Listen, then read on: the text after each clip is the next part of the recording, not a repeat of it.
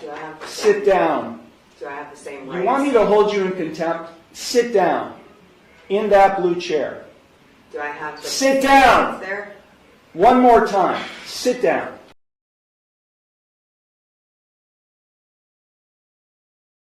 Good morning. Welcome to Conneaut Municipal Court. My name is Nick Trochi. I'm the judge, and this is your initial appearance hearing on traffic-related charges filed against you. As you can tell, we have several students here from the Conneaut Middle School. They are here every Tuesday morning as part of My Day in Court. It's in its 36th year of operation. It's the longest running court student program in Ohio, and sponsored by our local Conneaut Rotary Club. They're here to observe proceedings only. I'm going to read all of you your rights, and then when I'm done reading you your rights, I will call your case up individually. When I call your case up, you can take a seat in this first blue chair. If you have any questions regarding the rights I'm about to read to you, you can ask them at the time I call your case up, and then we'll address the charge or charges filed against you. So please pay attention to the rights I'm about to read to you. You do have a right to a copy of the complaint filed against you. In traffic court, that complaint is the officer's citation. If you did not receive a copy of that, let me know, and I'll make sure you get a copy of that at the time I call your case. Also, you have a right to be informed of and to understand the nature and the elements of the charge or charges filed against you. You also have a right to know the potential penalties that could be imposed, and I will explain those potential penalties to you when I call your case up. If you are convicted of a traffic-related offense, a record of conviction will be sent to the Ohio Bureau of Motor Vehicles and will become part of your driving record. Points may be assessed against your license for any moving violation. You have a right to remain silent and not to say anything during this hearing that might incriminate yourself. Any statement you make could be used against you. You also have a right to a trial to the court. Now, each of you have 3 plea options available with respect to each of the charges filed against you. You can either plead guilty, not guilty, or no contest. If you plead guilty, that is a complete admission by you to the offense charged. If you plead guilty, the court will find you guilty, and then I will impose sentence. The second option is you can plead not guilty. If you plead not guilty, that is a denial by you to the offense charged. And as I said earlier, if you plead not guilty, I will set your case for further proceedings after today, and I will set a bond. The third option is you can plead no contest. If you plead no contest, that is not an admission of your guilt, but it is an admission by you of the truth of the facts alleged in the complaint filed against you. If you enter a plea of no contest, this court will find you guilty, and I will impose sentence without any evidence being presented against you. However, the plea of no contest cannot be used against you in any later civil or criminal proceedings.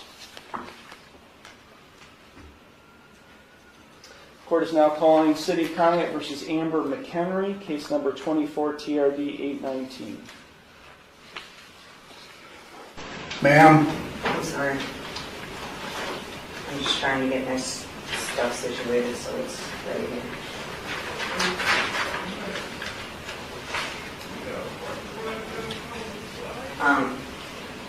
Take a seat I have a question. in this blue chair. Do I have Sit down. Do I have the same rights? You want me to hold you in contempt? Sit down. In that blue chair.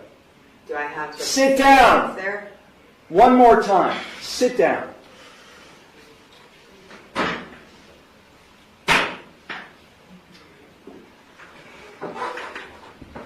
Now you'll answer my questions.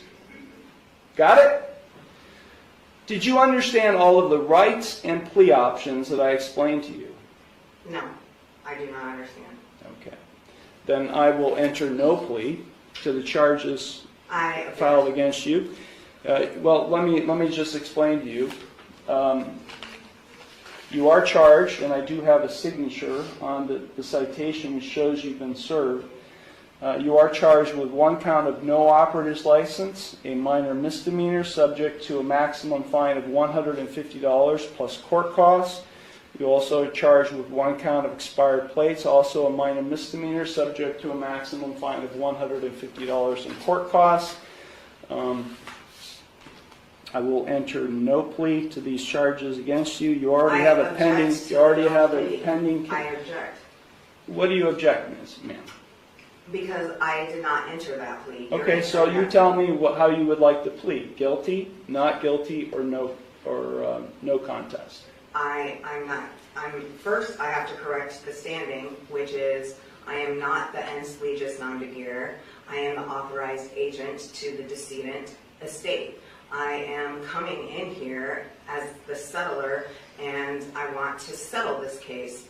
I have sent in a paper that is my declaration and affidavit of what I want to do, which is to settle the case.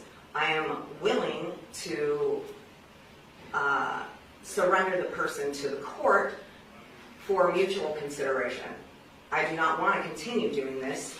I don't have anything to do with this. That paper that I signed, which is the summons, is signed v coatis, which is void contract, and I reserved all of my rights on there. So, is the court willing to give me mutual consideration today or not? I will enter no plea on your behalf to these charges. I've given you 3 plea options to plead.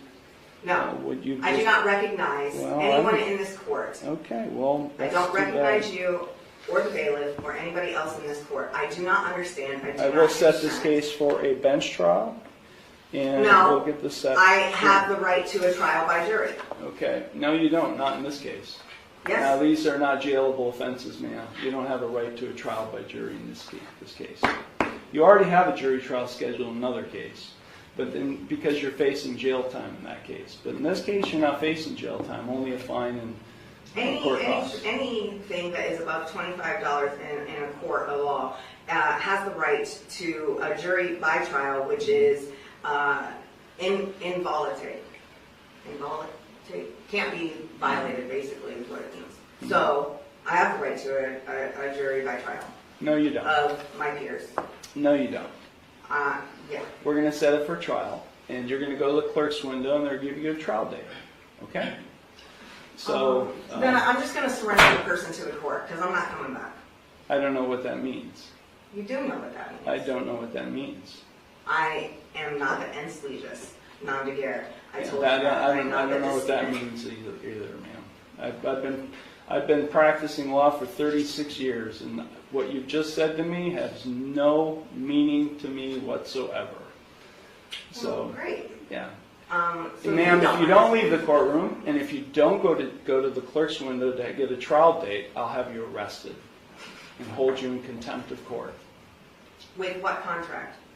There is no contract. You're looking at the contract. You're looking at the one who's going to be able to, has the authority to be able to put you in jail, and I'll hold you in contempt. So let me say it one last time, because we have other cases to handle today. If you don't leave the courtroom and go to the clerk's window and get a trial date, which is what I'm scheduling in this case, I will hold you in contempt of court, and I'll have you arrested. So, contempt of court for what? What contempt? For not doing what I'm telling you to do, which is to go to the clerk's window and to get a trial date. You're the trustee, and I'm the beneficiary. No, there is no trust relationship here. No, there isn't. I've drafted many trusts, and there is no trust relationship between the judge and you, the defendant. Yeah, because you are not the beneficiary, and nor am I the trustee. Yes. Yeah, that's just not how it works, man. It Not is. how it works. You either go to the clerk's window now and get a trial date, or I'll have you taken into custody now. You got it?